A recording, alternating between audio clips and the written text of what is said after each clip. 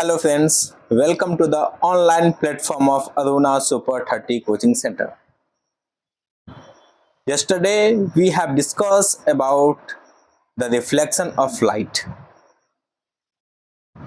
In this video we will discuss about the plane mirror and about its properties, how an image is formed in the plane mirror. We will discuss all this in both the language. It will suitable for both students, either it belongs to the CBSE और BSEB board. जी हाँ दोस्तों, आज का जो topic होगा वो plane mirror पे होगा। यह बिहार बोर्ड और CBSE बोर्ड दोनों के बच्चों के लिए लाभदायक होगा। आज हम लोग पढ़ने वाले हैं प्लेन मिरर के बारे में, जिसको हम आमतौर पे समतल दर्पण कहते हैं हिंदी में। हम लोग पिछले क्लास में पढ़ चुके हैं कि प्रकाश का परावर्तन कैसे होता है। आज हम लोग उस टॉपिक को आगे बढ़ाते हुए हम लोग पढ़ेंगे मिरर के बारे में। आज का मुख्य तौर पे यह टॉपिक होगा समतल दर्पण पे। जैसे कि आप जानते हैं, आप यहाँ देख सकते हैं, ये जो चित्र बना हुआ है ये समतल दर्पण का। ये वाला जो चित्र है ये कौन सा दर्पण है? समतल दर्पण का है। अगर बात करें इस दर्पण में, तो इसका एक सतह परावर्तक सतह होता है, जबकि दूसरा सतह ये होता है कोट किया हुआ, रंगा हुआ। मैंने आपको पिछले भी कक्षा में पढ़ाया, पिछले वीडियो में पढ़ाया, ये जो सतह होता है या कोटिंग क्या होता है? AgNO3 का, जिसको हम लोग मुख्य तौर पे सिल्वर नाइट्रेट कहते हैं।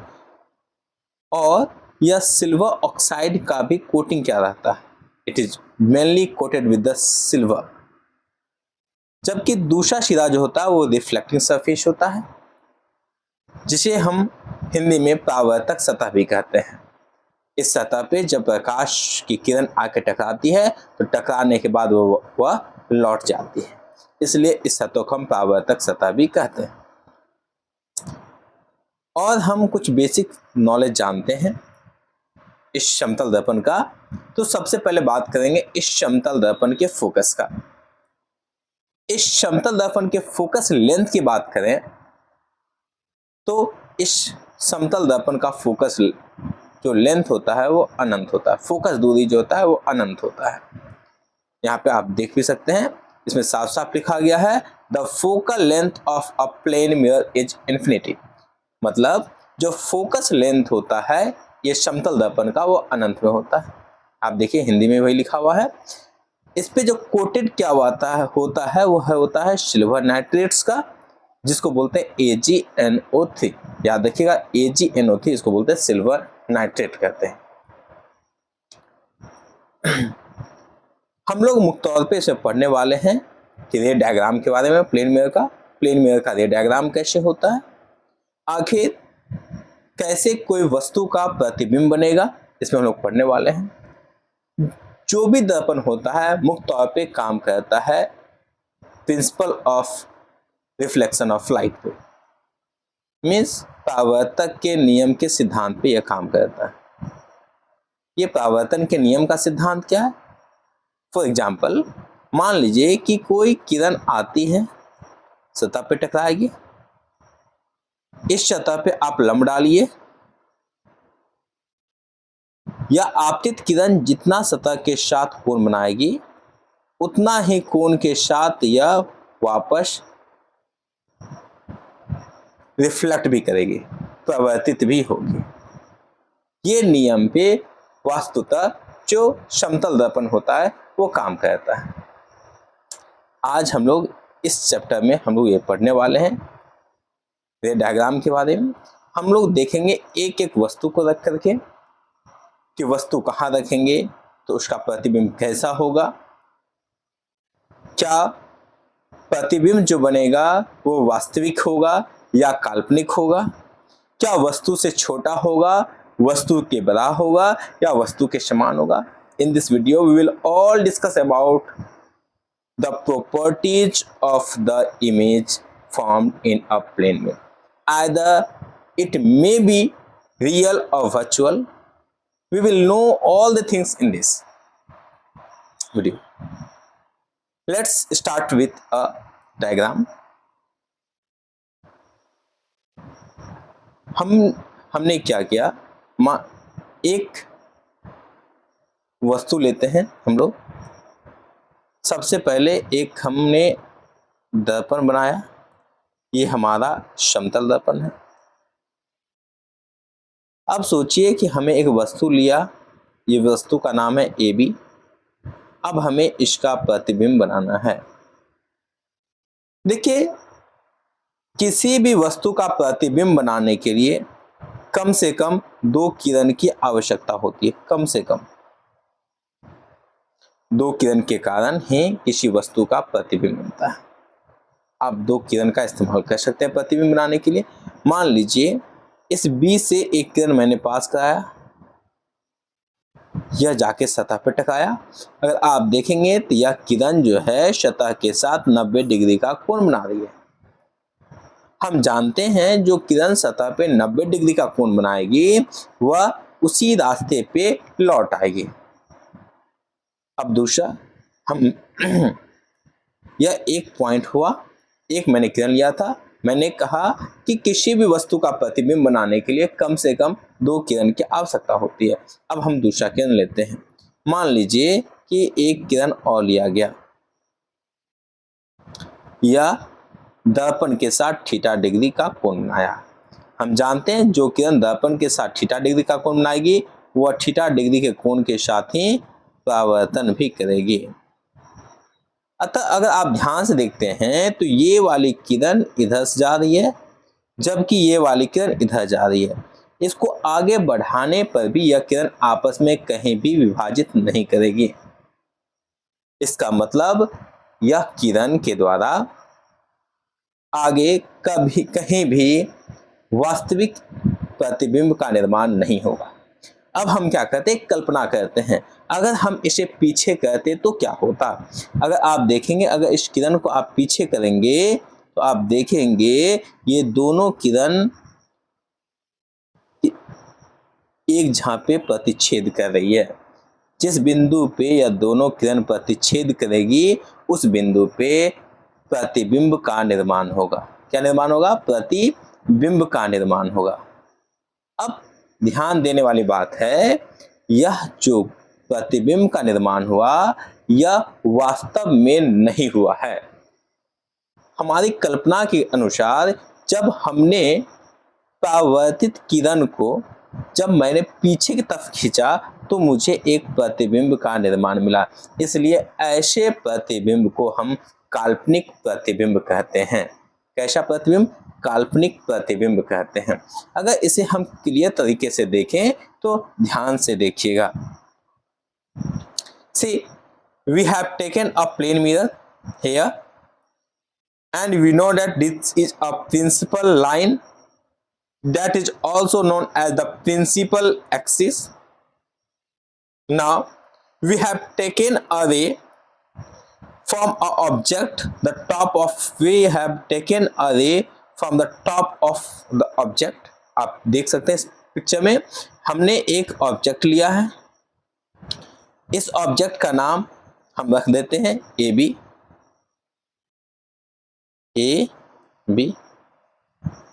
इस ऑब्जेक्ट के सिरे से हमने एक किरण पास करवाया है। अब आप देख सकते हैं यह किरण क्या है, दर्पण के साथ 90 डिग्री बना रही है। हम जानते हैं जो किरण दर्पण के साथ 90 डिग्री बनाएगी वह उसी पर लौट आएगी। अगर आप देख सकते हैं स्लाइड में तो जो किरण गई वो दर्पण से टकरा के वापस उसी पे लौट आई। अब हम दूसरा किरण लेते हैं।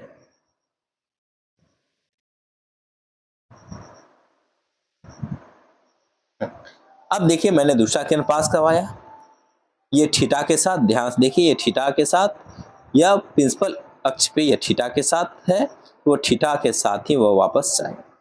अब वही ध्यान देने वाली बात है कि यह किरण आगे कभी आपस में प्रतिच्छेद नहीं करेगी। तो हमने क्या किया, इस किरण को प्रतिच्छेद करने के लिए हमने इस किरण को पीछे की तरफ खींचा। आप देख सकते हैं कि दोनों किरण इस बिंदु पे आके प्रतिच्छेद करती हैं। जिस बिंदु पे प्रतिच्छेद करेगी उस बिंदु पे इस वस्तु का प्रतिबिंब बनेगा। इस वस्तु का क्या बनेगा? प्रतिबिंब बनेगा। ये हमारा बिंब है, जबकि ये हमारा प्रतिबिंब कहलाएगा। बिंब को ही हम लोग वस्तु भी कहते हैं और प्रतिबिंब तो प्रतिबिंब ही होता है, जिसको हम इंग्लिश में इमेज कहते हैं। इमेज। बिंब को हम लोग ऑब्जेक्ट कहते हैं। अब ध्यान देने वाली बात है, हमने ये जो चित्र में यहाँ ध्यान दिया तो यहाँ मैंने जो नोटेशन किया है वो टूटी फूटी रेखा से। टूटी फूटी रेखा का मतलब होता है यह काल्पनिक रेखा है। काल्पनिक रेखा का मतलब है ऐसा रेखा जो वास्तव में है नहीं, जिसे अपने मन से तैयार किया गया है, आभासी जिसे कहा जाता है। अब देखिए, ये आपका वस्तु है, ये आपका क्या बन गया? प्रतिबिंब बन गया।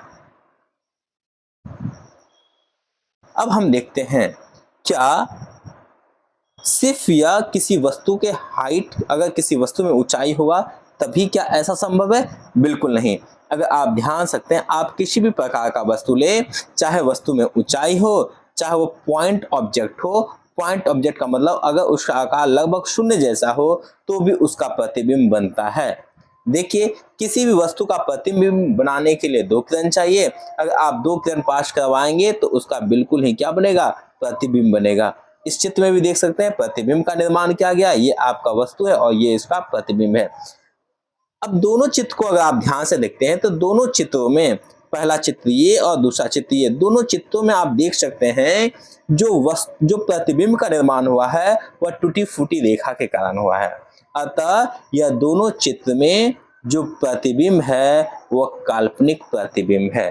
कैसी प्रतिबिंब है? काल्पनिक प्रतिबिंब है।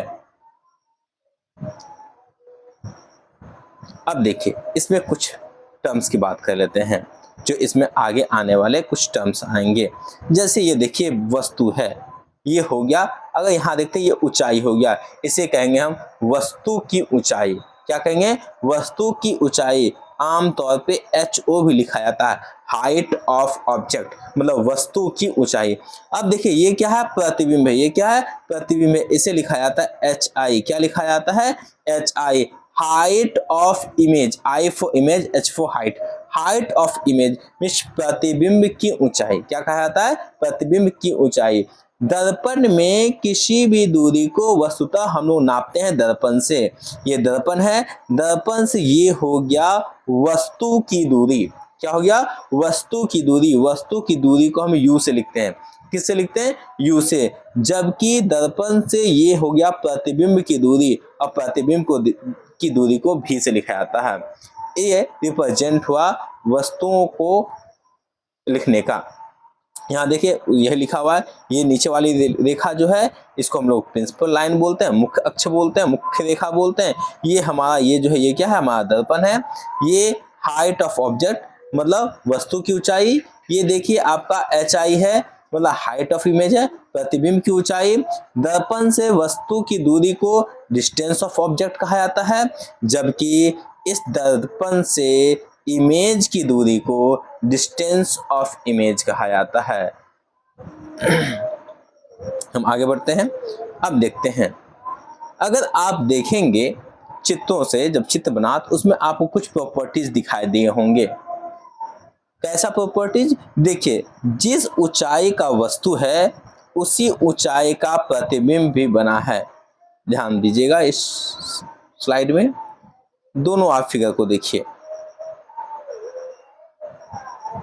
अगर आप दोनों फिगर को देखेंगे, वस्तु की ऊंचाई देखिए और प्रतिबिंब की ऊंचाई देखिए, चाहे वो पॉइंट ऑब्जेक्ट हो। पॉइंट ऑब्जेक्ट में देखिए वस्तु और प्रतिबिंब दोनों की ऊंचाई लगभग एक समान है। लगभग क्या, एक्जैक्टली एक ही समान है।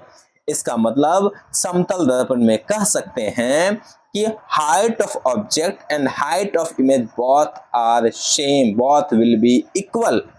मतलब वस्तु की ऊंचाई और प्रतिबिंब की ऊंचाई एक समान होगी।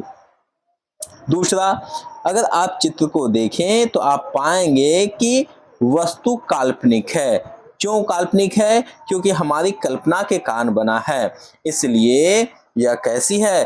काल्पनिक इमेज बनता है। कैसा इमेज बनता है? काल्पनिक इमेज बनता है। तो समतल दर्पण में जो इमेज बनता है वो काल्पनिक होगा। और देखिए जैसी ऊंचाई है, जिस तरह से वस्तु रखा गया है उसी तरह से उसका प्रतिबिंब भी बना है। और ये क्या है? सीधा है। इसको क्या कहते हैं? सीधा। अगर वस्तु ऐसी होता और प्रतिबिंब ऐसे बनता तो इसको हम बोलते उल्टा। लेकिन इस चित्र में देखिए तो वस्तु जिस प्रकार से उसी प्रकार से उसकी प्रतिबिंब भी बनी है, इसलिए हम कह सकते हैं क्या कि इरेक्ट है, में सीधा है। प्रतिबिंब जो है वो सीधा प्रतिबिंब बना है। तो इसके ये गुण होते हैं। क्या क्या गुण होते हैं? तो अगर आप ध्यान से देखिएगा तो प्लेन मिरर का जो होता है, plane mirror forms virtual upright and laterally inverted image. Plane mirror का जो इमेज होता है समतल दर्पण में कैसा बनता है? वर्चुअल मतलब काल्पनिक या आभासी प्रतिबिंब बनता है। दूसरा अपराइट, अपराइट मतलब सीधा प्रतिबिंब बनता है। लैटरल इनवर्स, लैटरल इनवर्स का मतलब होता है पार्श्व, पार्श्व विस्थापन, पार्श्व बोलते हैं, पार्श्व उल्टा बनता है। मतलब अगर आप देखे होंगे कभी आप आईने के सामने जाते हैं तो आईने में अगर आप अपना बायां हाथ खड़ा करेंगे तो आईने में आप देखेंगे कि आईने में जो प्रतिबिंब है वो दाहिना हाथ खड़ा करेगा।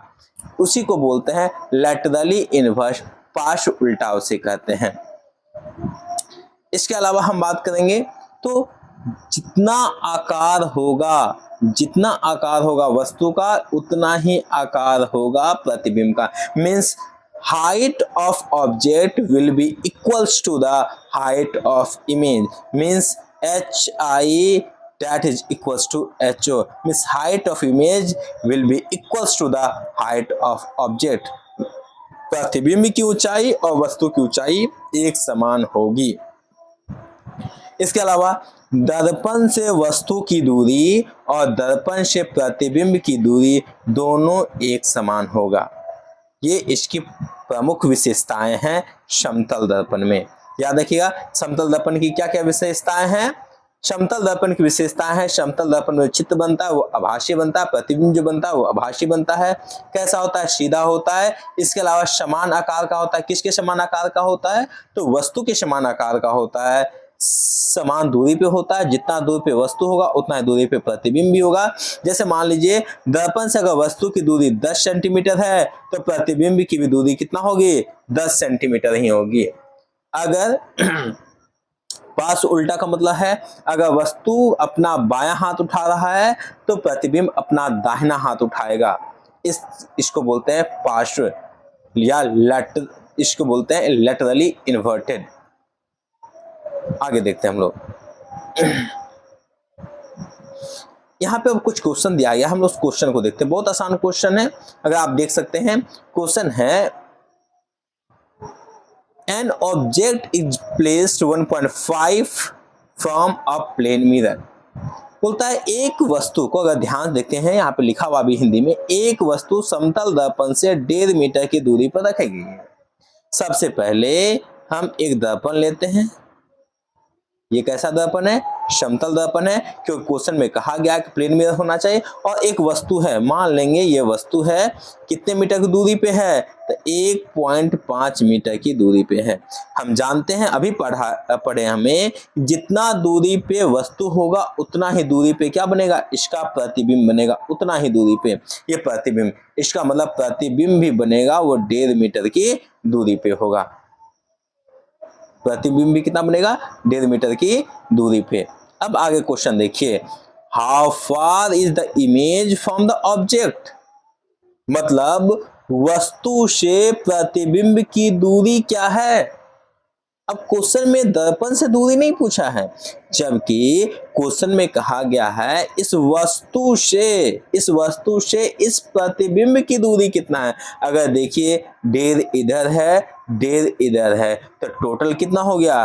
1.5 मीटर प्लस 1.5 मीटर बराबर हो गया 3 metre. Means the distance between the object and the image will be 3 metre. वस्तु से प्रतिबिंब की दूरी क्या होगी? तो वास्तव में क्या होगा? 3 मीटर। देखिए कितना आसान क्वेश्चन है। अगला क्वेश्चन लेते हैं हम। एक क्वेश्चन देखते हैं। An object is at a distance of 1.2 metre in front of a plane mirror. यहाँ पे हल्का गलत हो गया, इन फ्रंट होना चाहिए, यहाँ पे INFR ये नहीं होगा, यहाँ पे इन फ्रंट होना चाहिए, in front of a plane mirror.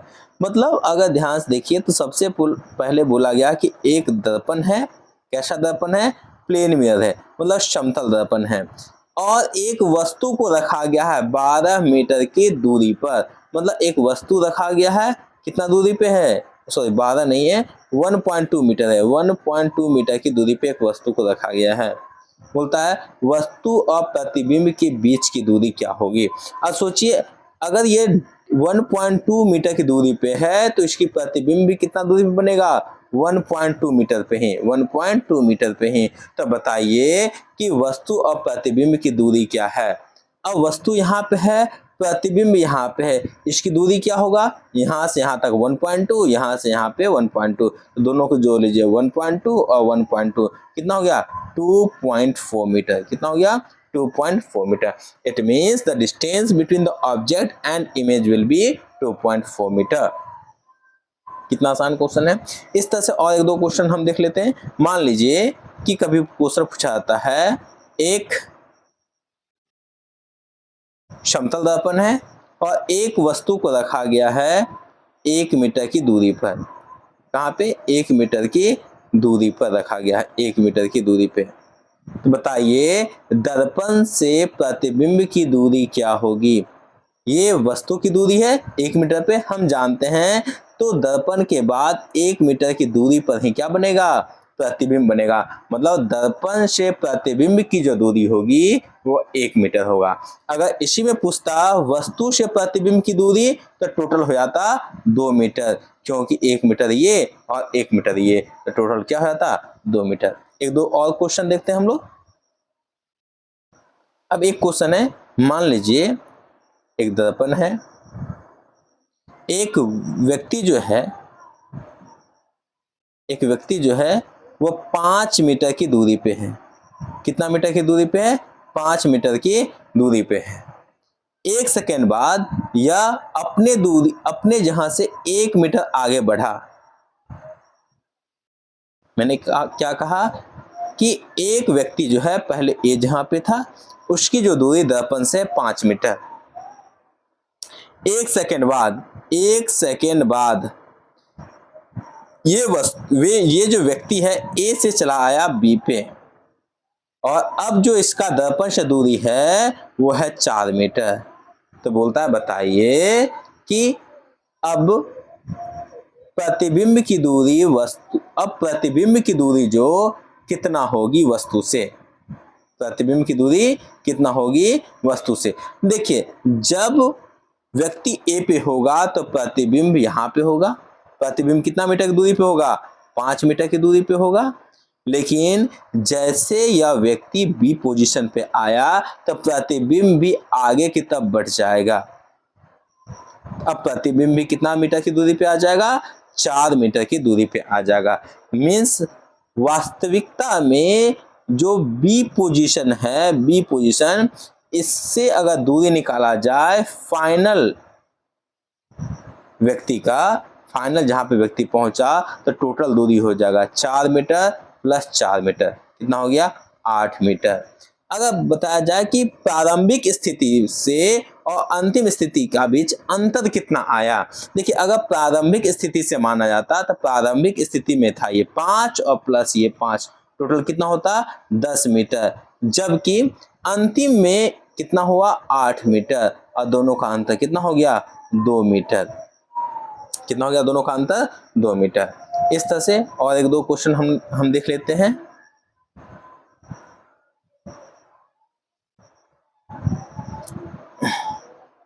एक क्वेश्चन है, what kind of image is formed by a plane mirror.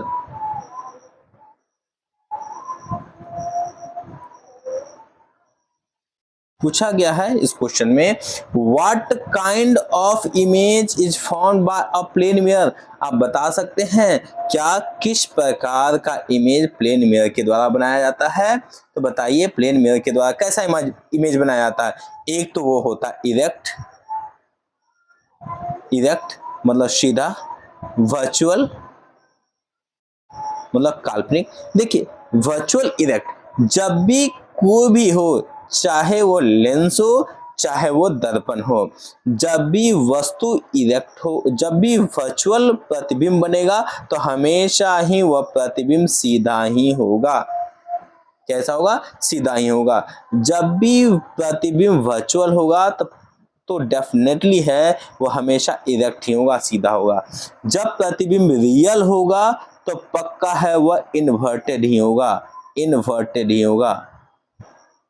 मतलब जब प्रतिबिंब आपका वास्तविक बनेगा तो वो उल्टा बनेगा, जब प्रतिबिंब आपका इरेक्ट होगा, सीधा होगा, तो पक्का है वो आपका काल्पनिक ही होगा। तो इसमें पूछा था what kind of image is formed by a plane mirror. बताइए प्लेन मिरर के द्वारा कैसा इमेज बनाया जाता है। तो वर्चुअल बनाया जाता है, इरेक्ट बनाया जाता है, height of object and the height of image will B same, and the distance of object from the mirror is same as the distance of image from the mirror।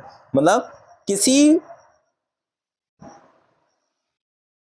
प्रतिबिंब का दूरी दर्पण से और वस्तु का दूरी दर्पण से बिल्कुल क्या होगा? सेम होगा।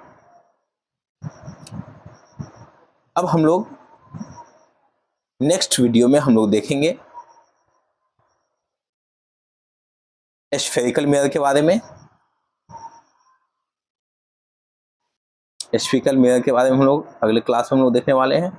हम लोग इसे पढ़ेंगे दो प्रकार के मिरर के बारे में, कॉनकेव और कॉन्वेक्स के बारे में। मतलब अवतल दर्पण के बारे में हम लोग अगले क्लास में पढ़ने वाले हैं। अगर आज का आपको वीडियो पसंद आए तो आप अपने दोस्तों से शेयर भी कीजिए, वीडियो को लाइक भी दीजिए, सब्सक्राइब भी कीजिए, क्योंकि आपके द्वारा दिया गया मुझे मोटिवेशन, आप हमें अगर लाइक कीजिएगा, सब्सक्राइब दीजिएगा तो हमें मोटिवेट हो जाएंगे।